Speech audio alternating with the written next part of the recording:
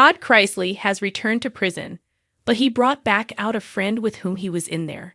Todd made it clear that even though he was released from prison, he was not going to forget the men he was in there with. Fans are loving seeing this side of Todd. He has been happier than ever since returning home and being with his wife again. Keep reading to find out more about this situation. Todd Chrisley was pardoned recently. Since being out, he has seemed happier than ever. He and his wife, Julie Chrisley, were released from prison. They were reunited with their family and each other for the first time in 28 months. This was the best news they could have received, and they are happier than ever to be out. However, Todd has made it clear that he was not going to forget the friends he made in prison. When he was released, he made it clear that he was going to fight even harder than he was while locked up. Fans have been curious to see what he is going to do. Todd Chrisley returned to prison. However, it was to bring out his friend Melvin. He got to pick him up from prison and take him to get a nice meal afterwards. He revealed he was not going to forget about any of them. Fans loved seeing him be able to bring out his friend. Todd and Melvin looked happy, and this was something that brought a smile to everyone's face. It seems as though Todd was able to get Melvin from prison. After he was released, Todd took him out for a nice meal. This is something fans love to see. Once he was pardoned, he did not forget about the men who were still in prison. He has been fighting to make the justice system right, and he made that clear from the moment he stepped out of prison. What do you think about this? Are you shocked? Sound off in the comments below. We would love to hear your thoughts on this. The sharp clang of the prison gate echoed like a haunting reminder of what Todd Chrisley once had and what he had lost. The reality TV star, once celebrated for his charisma and extravagant lifestyle, found himself back behind bars, not as a symbol of failure, but as a man embracing accountability and faith. The world knew Todd from Chrisley Knows Best, a show that painted him as a perfectionist father, a man obsessed with appearances and control.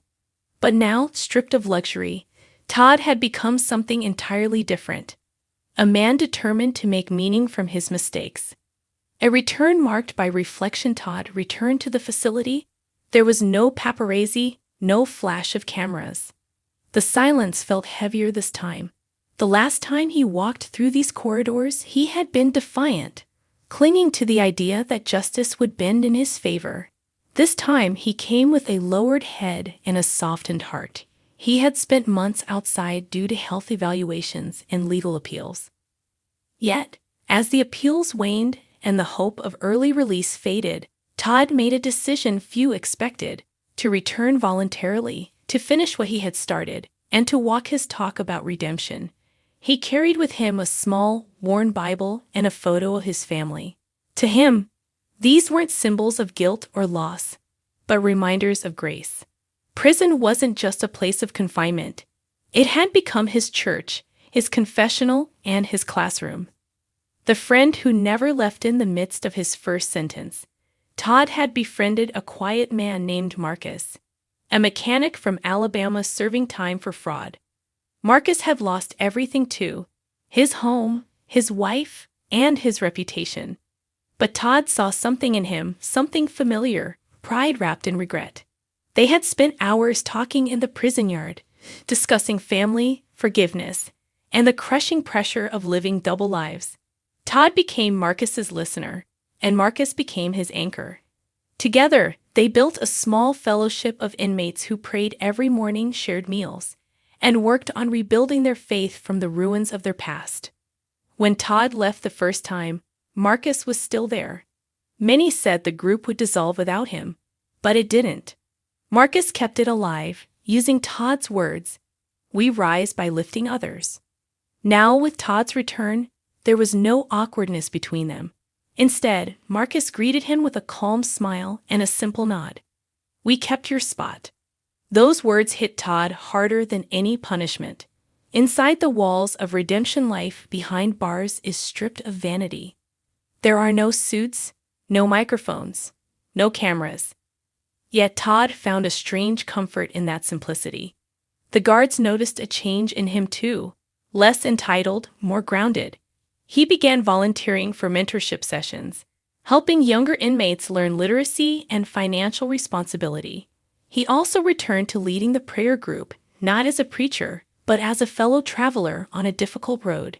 Each night, he'd gather the small group in the corner of the yard, under the faint hum of the security lights, and they'd share stories, not of wealth or fame, but of gratitude. It was during one of these gatherings that Marcus opened up about his upcoming parole hearing. He was terrified.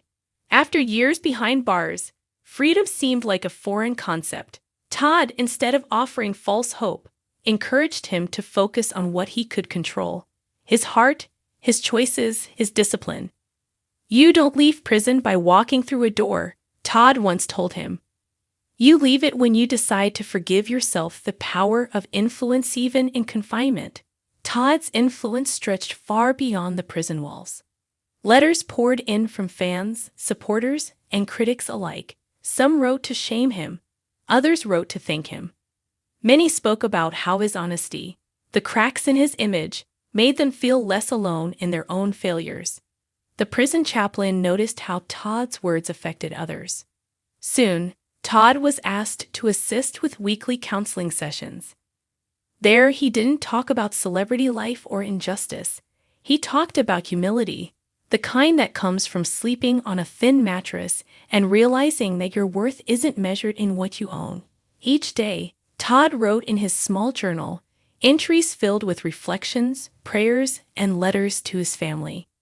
These writings would later inspire plans for a memoir, not about fame, but about finding faith inside confinement. Marcus's freedom months passed.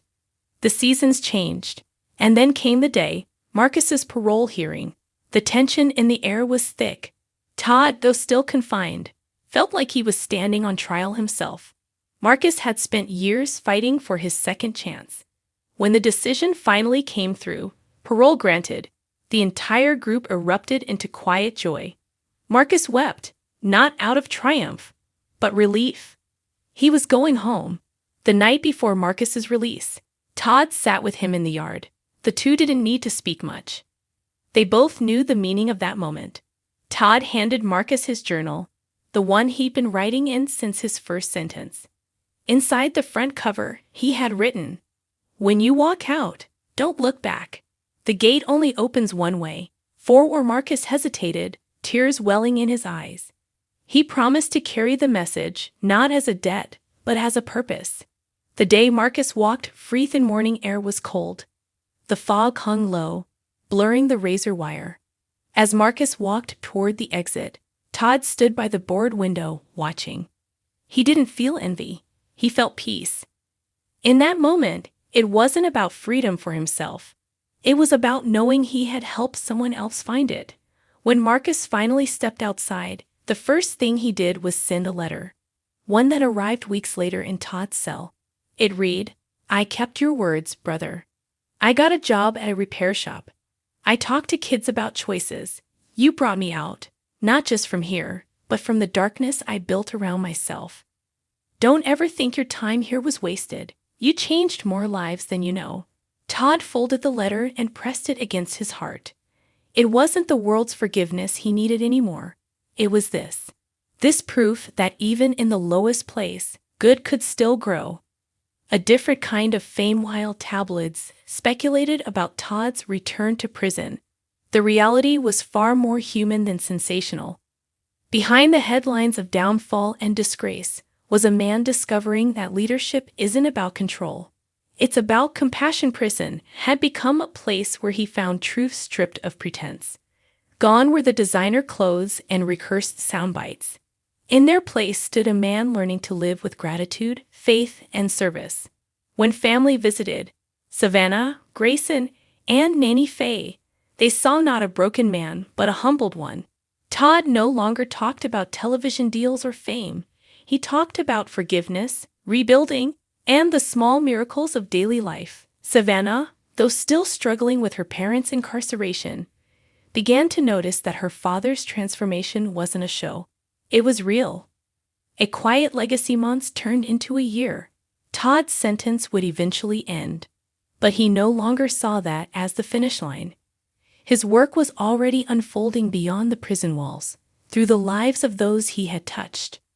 When release finally came, he didn't plan immediate comeback. Instead, he walked out with Marcus's letter in his pocket and the same worn Bible in his hand. Freedom didn't mean returning to who he was. It meant becoming someone new, someone his family could be proud of, not because of fame, but because of faith. As he stepped into the light, Todd whispered a silent promise to live the rest of his days helping others find redemption in their own darkness. The man who walked back in the end, Todd's story wasn't about a fallen celebrity or a scandal. It was about a man who chose to walk back into prison, not because he had to, but because he needed to finish his journey toward redemption. And in doing so, he brought someone else out. Not just from confinement, but from despair. That was the truest form of freedom, not walking through the gate, but holding it open for someone else.